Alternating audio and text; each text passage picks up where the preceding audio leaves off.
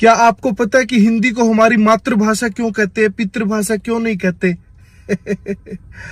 क्योंकि माताजी ने कभी पिताजी को बोलना ही नहीं दिया।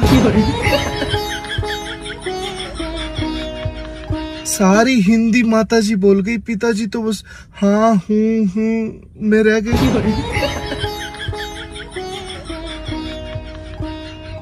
मन तो बहुत किया पिताजी का बोलने का। फिर आपको पता है कहाँ हिम्मत पड़ती है।